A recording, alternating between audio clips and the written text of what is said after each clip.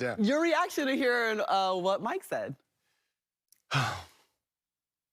It's hard coming from MJ to talk about load management. He was one of a kind when it came to that. He was one of a kind when it came to just how he approached the game, how he wanted to compete every possession, every day, all day. To tell him to sit out, you couldn't get away with that. Today, I understand why people do it, why teams do it, why guys want to preserve their bodies. I don't want to get into the 82 games in a long season. It is a long season, and we go through lulls as players throughout the season, but only when you take advantage of the load management is when I have an issue with it. If you're doing it to preserve your body and for certain parts of the season, or you want to be fresher down the end of the season, if you hurt, sit out. Right. If you're not, go out there and play. Let guys who really need the rest and load management take advantage of the load management. Outside of that, you should be out there playing in the game. So, Cuz, you played 20 years. 22. He took a lot of load management, Chad. That was... Load management? You wish you could have done load management? I came into the game knowing that you want to play as many games as possible. That's just... Of course. That's your mentality coming in. I'm saying, because you dealt with injuries...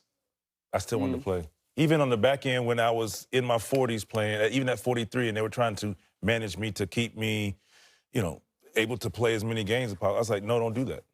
That's not what I was used to. But I prepared myself for what the grind of an NBA season looked like. Yeah. And remember, at those times, particularly MJ's times, like you mentioned, he played 11 years of 80 games.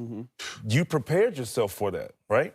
And that was also what was expected at that time. Yeah. Like, guys came into the league to play. Like, it wasn't, man, if you played 60 games, like, you were viewed differently. Yeah. Like, I don't want to say, dare I say soft, but like you were viewed differently. Especially at that time. I'm trying to get 75, 80 games. So we came into that time of, the late 90s of, no, you trying to play as many games. You had real Iron Man. Yeah, Carmelo, John Stockton, you had guys playing 82 games and going deep into the playoffs and doing that. And then that was the example that was set for us. Yeah. Repeat, rinse.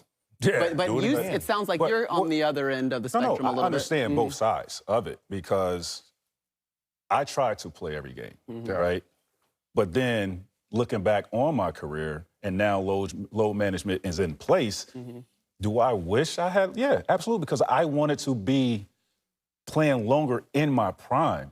I didn't get that many years in my prime, right? So I had 3 years in Toronto as a young pup trying to learn the game, then 7 solid years as a prime player. I wish I had more of that on the back end of my career, which it got derailed by injury. Would you say some of that is injury-based and not really the load management? Like, you had injuries. Like, that's just a reality. Yeah, and it's a unfortunate thing. My load in Orlando was heavy, very heavy, right? I mean, being a teammate of Grant Hill, and we know the situation with him. So, yeah, I had a heavy load. Maybe the conversation could be usage versus load management. And like how you MJ was kind of talking a little bit about like being at Detroit and he wanted to play because he knows a kid might be coming there, like to see LeBron or something like that. But maybe if coaches view usage a little bit different, we have the conversation about the Knicks and the philosophy of Mike Brown. Like maybe does that change the thing? So if I'm playing, I'm playing. Yeah. Ain't no usage and trying to hold me back. Now if I'm out there, I got to play. You're in the game.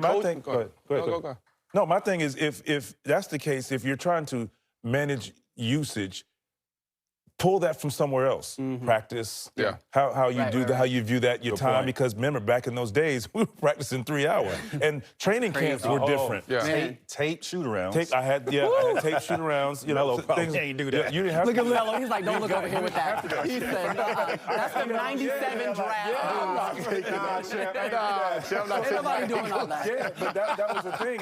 And remember, training camps were, you had back-to-backs a lot. So you were going into regular season coming fresh off a back-to-back. So it was just different. But if you manage it properly, meaning as an organization and as a player. Hold on, let me take it a step further. Wait a minute, real quick. Sometimes you don't have to go out because you have to make that decision. What do you want to do? Let me take it a step further. Wasn't it your rookie or your second year where we played back to back to back? We played trips. We played triples. We had that one year, the lockout year. The lockout year. I get it. For me, I've played kind of recently, right? So I understood the mentality of the load management. I understood the conversation and the dialogue. But did you enjoy it when they tried to manage your load? No, because I was different. We're all different up here. It's late. Honestly, I was a little different. Right? I wanted to play. I'm a gym rat. I'm in there. I'm hurt or not, I wanted to play. Right. But you also understand, again, the science of it. You understand the analytics of it. You understand what actually happens. When you come together, when the training staff and everybody and the players and the coaches sit down and say, we're going to formulate a plan around this player to preserve him for the whole season, yes, I'm with that. If we saying, hey, Joel, you're not going to play back-to-backs, Lonzo Ball, you're not going to play I'm cool with that. But I just don't like the fact that guys, it's a regular thing now. It's cool to sit out now. It's just cool just to do it. You play tonight, and then next couple of days you don't play, and then you out for 2 days and you play. I don't agree with that. Give me a reason, like a Joel Embiid. We understand that, but if you're fresh, you're healthy. You're second or third year, fourth year, like, come on now. Like, load manage, nah. And honestly, at the end of the day, we're going to see the impact of load management for years to come. We'll see how long players' careers currently will last, and that's something that we'll keep an eye on. When done right. If the sports science is applied in the appropriate way.